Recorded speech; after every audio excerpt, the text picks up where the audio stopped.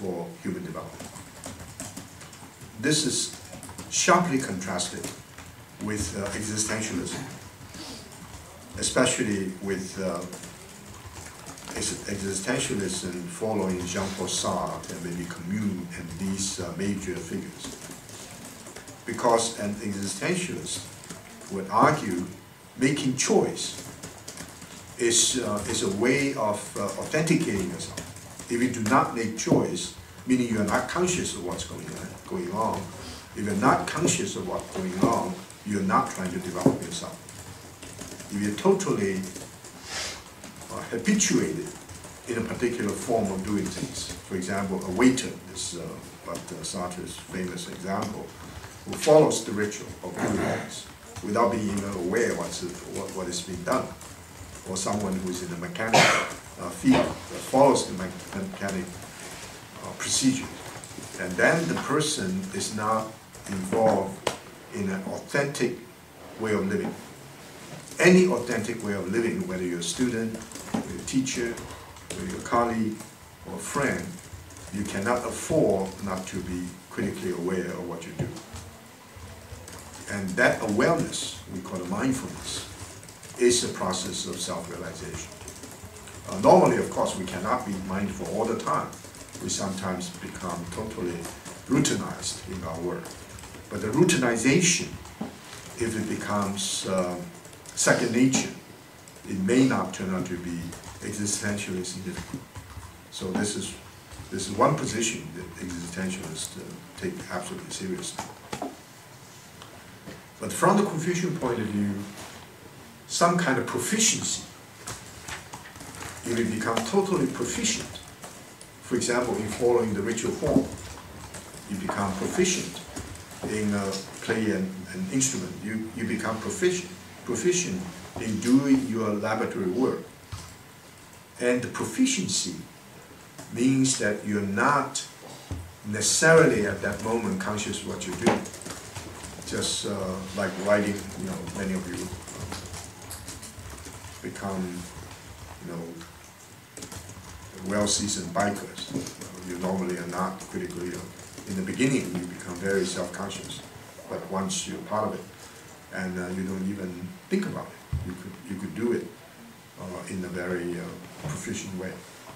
Now, the Confucians would consider this as accomplishments. From the existential point of view, this kind of accomplishments are not worth celebrating because you're not conscious of what you do. Now, from the Confucian point of view, learning to be human requires the habituation of all kinds of routines that will become part of it. And you just function in the very effective, proficient way in the ordinary situation. But if you become totally formalistic, there's a difference between someone who is involved in performing something, critically aware of that performance, and yet that critical spirit is never an inhibiting factor. It's never does not interfere with what you do. There's a difference between a dancer who is able to do it proficiently without thinking about dancing, or a musician who is so proficient that is able to do it without any conscious concern about how that is performed. Now, one type of proficiency is not self-reflexive. You just do it for the sake of doing it. You never improve what you do if you do that. For example, if you excel in one particular area, your effort to try to excel further is absolutely necessary, and you have to be conscious of what you do. So the principle or ritual has to be informed by some inner quality of care and concern before it can be fully developed. Now, Mencius, as you know, talk about some of the internal qualities, almost like the uniqueness of being human, is based upon the sensitivity of the human heart and mind. And the sensitivity of the human heart and mind is defined in terms of something which is given. As soon as you're born, that's given. One of them is commiseration. The other one is, I would simply say two things: your ability to feel, your ability to will. And these are something that cannot be reduced to anything else. The feeling is not simply socially conditioned. A feeling, in fact, enhances your social interaction, the quality of your social interaction. Willing is a judgment, and the willing cannot be snatched away. There are many examples of that. No matter where you are, you'll be able to will. And so, self-cultivation, in this sense, is also self-discovery, and also self-recovery, and self-development. Discovery is to continue to understand your inner resources, these moral resources. Sometimes you're surprised. You do have them. They're not fully developed. And you know that it's not a simple intelligence, not simply an intelligence in mathematics, in art, in literature, in mechanics, or in computer science. It's not that intelligence. It's the kind of intelligence that helps you to become a good person, to become a person that is more substantial, a person who is beautiful, and so forth. You know, that sense of discovery is a shock of recognition. It's part of you, always there. And suddenly you realize that that part of you is something fresh and new to you.